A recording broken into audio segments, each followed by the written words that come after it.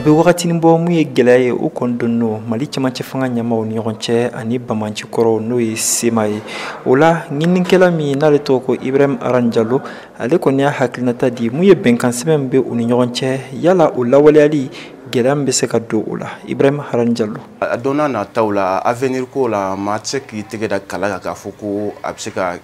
wolo fɛn ɲuman na sabula ko minnu kɔni bɛ senna nin waati laban in na accord ko la a bɛ maa siran a sini ko la fɔlɔ ye min ye a b'a kalama k'a fɔ Bamanci kulu kɔrɔw do ni n'a fɔ SEMA mɔgɔw olu y'u sen bɔ accord ko de la depuis janvier kalo tɛmɛnen olu y'u sen bɔ a la kosɛbɛ u y'a jira k'a fɔ ko bi in na ko accord tɛ ka bɛnkan sɛbɛn tɛ ka lawaleya a tɛ ka lawaleya a kan ka lawaleya cogo min na. Lansini Bala Keita n'ale ye ministre kɔrɔ ye wa député kɔrɔ don wa Adima kɔni o ɲamaba kɔrɔ kɔni tun don ale fana yira k'a fɔ ni bɛnkan sɛbɛn min filɛ nin ye n'ale lawaleyali gɛlɛya donnen don o la o gɛlɛya sɔrɔla mun fɛ o de ye kabiri bɛnkan sɛbɛn yɛrɛ a tayɔrɔ la gɛlɛya tun bɛ a la. Population wulila parti politique wulila plus d'une centaine k'a fɔ ko a man ɲi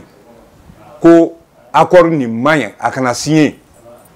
c'était là au yɔrɔ de la population tun kan ka wuli. Je t'assure à part 4 partis politiques n b'a dɔn Zumana Sago b'a la Umaru Mariko b'a la Modibo Sidibe b'a la n taara ani 5e dɔ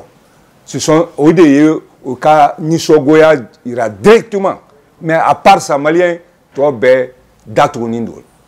An bɛ don min na ko bi n'a ma ɲɛ ko gɛlɛya kɔni donn'o cɛmancɛ fanga ɲɛmaaw ni ɲɔgɔn cɛ ani SEMA ɲɛmaaw ni ɲɔgɔn cɛ mun kɔni ye i ka dɔn ka fɔ fɔka bɛn ye o de kan ka kɛ wa maa min kan k'o kɛ o de ye médiation ye ni o ɲamaya o bɛ Algérie bolo. Fuseni Watara n'ale ye kunnafonidila ye an ka ale hakilinata lamɛn o ko kan. Gouvernement ani Bamanci ninnu u bɛ se ka min kɛ sisan o de ye ka fara ɲɔgɔn kan ka na à la table de la négociation u kana u ka kuma accord in kan hali bi yɔrɔ minnu bɛ se ka lawaleya olu bɛ lawaleya mais yɔrɔ minnu b'a kɔnɔ olu tɛ se ka lawaleya u ka olu to yen donc o de bɛ se ka kɛ sababu ye an bɛna ni bɛnkan sɛbɛn kura dɔ ye min b'a to bɛn ani kelenya o bɛ se ka na an ka kɔrɔnya fan fɛ. Yani cɛmancɛ fanga ɲɛmaaw ani SEMA ɲɛmaaw u ka bɛn kelen ma k'u sigi ka kuma mun kɔni ye bɛnkan sɛbɛn ye ale lawaleyali ye